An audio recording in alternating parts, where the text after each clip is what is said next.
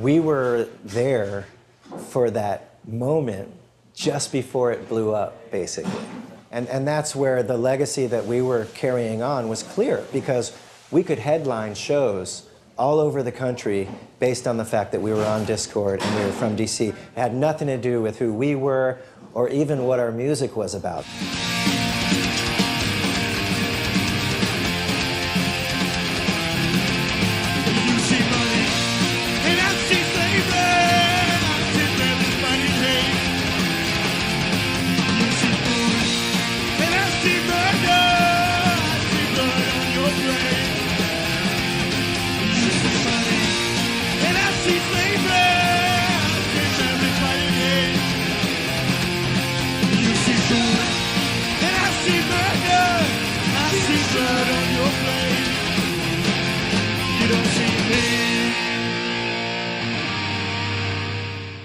The fact that we were on Discord and a part of this, you know, the DC scene, opened up pretty much every door we could have wanted as teenagers in a band in the 80s.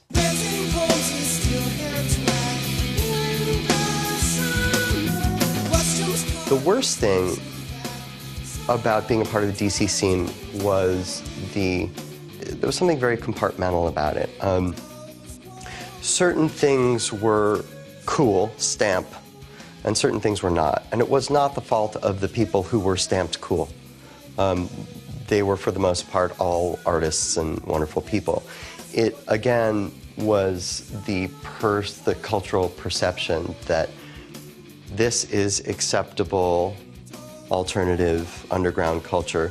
This, we don't know what that is. So, sod off. We were getting shows around, I mean, we got, you know, in other cities just because, oh, you know, you're on Discord, or, oh, you know, I mean, Fugazi cast a mighty weight.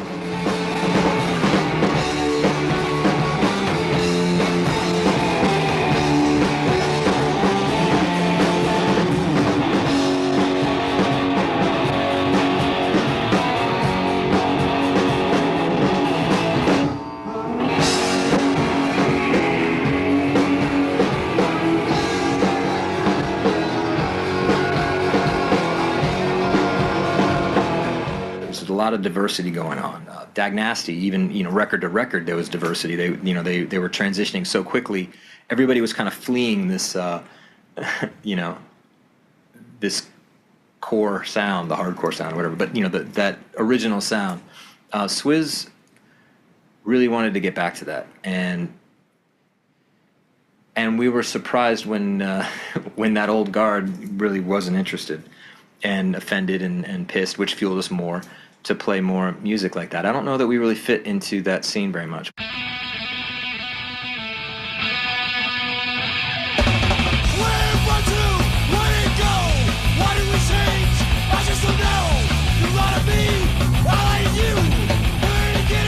The sort of transformative moment was when Fire Party started, because, you know, there were some people in that band that were dating boys in other bands.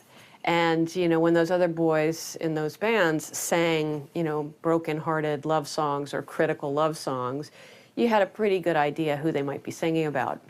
And it was a pretty one-sided conversation. So it was exciting to me to be able to have, to see, you know, Amy and the other women in Fire Party be up there and have their own voice.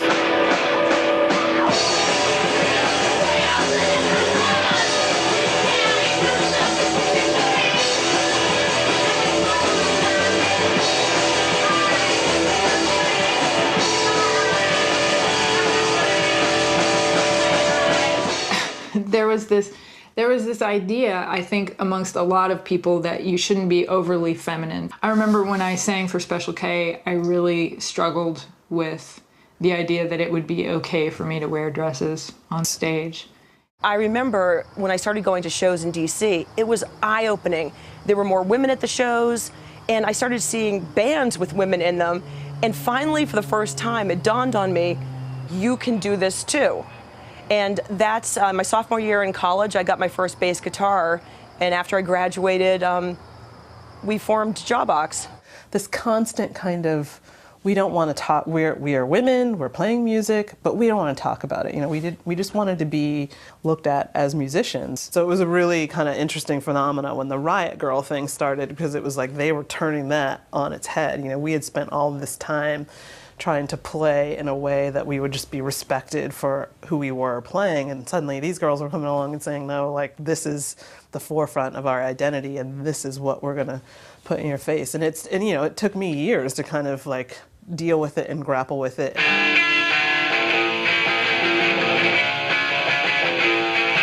The reason why I got into Nirvana was because they liked Scream. And so they came to see Scream play. And they saw me play and they're like, man, if we could get a drummer like that, we'd be set.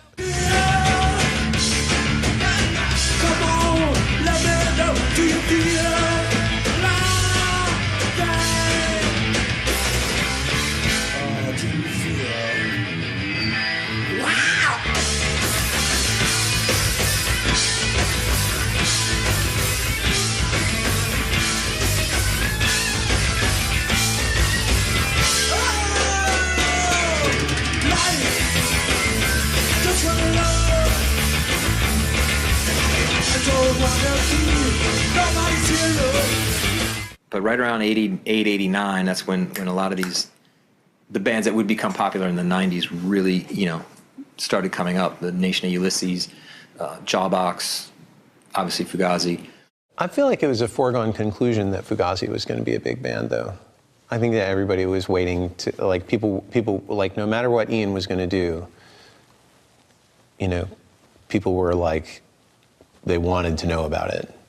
And then, you know, the fact is, they were a really good band.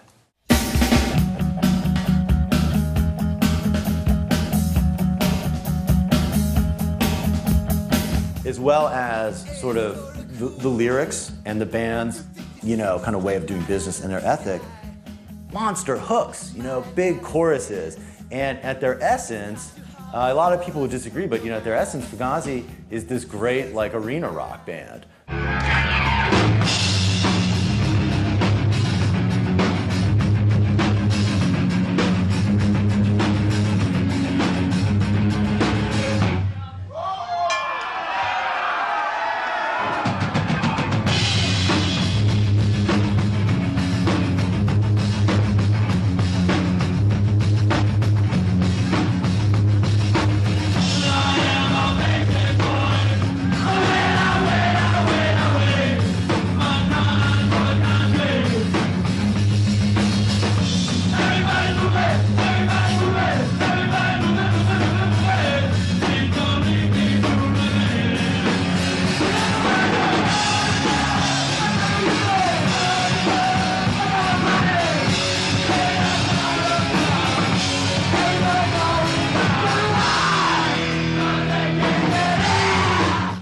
Like Fugazi, people say, well, you can force people to do it your way.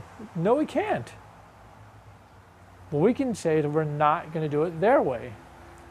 Accept it or don't accept it. That's okay. You know, the whole punk ethic has always been, you know where the fucking door is, so you can go. And you know, that's the whole point. We don't charge like incredible amounts of money. We don't promise them nothing. We just say Fugazi. What we did was we tried to keep a low door price.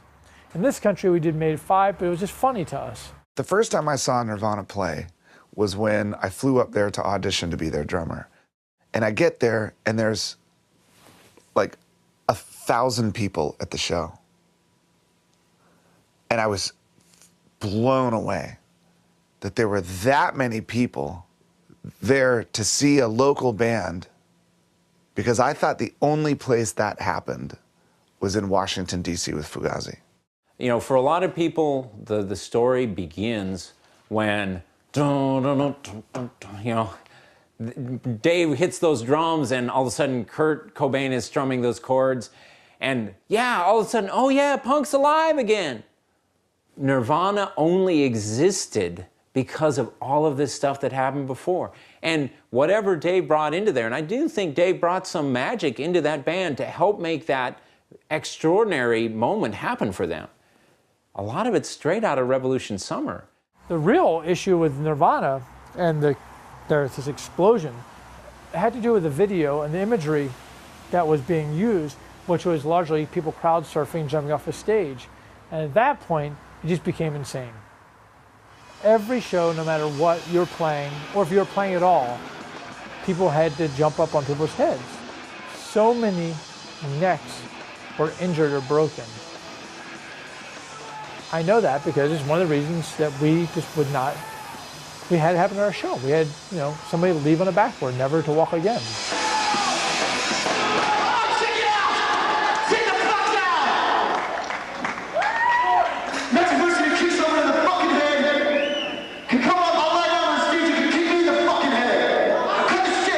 This sort of fanciful, like, dude won't let us slam. We can't do our thing. It's like, fuck you.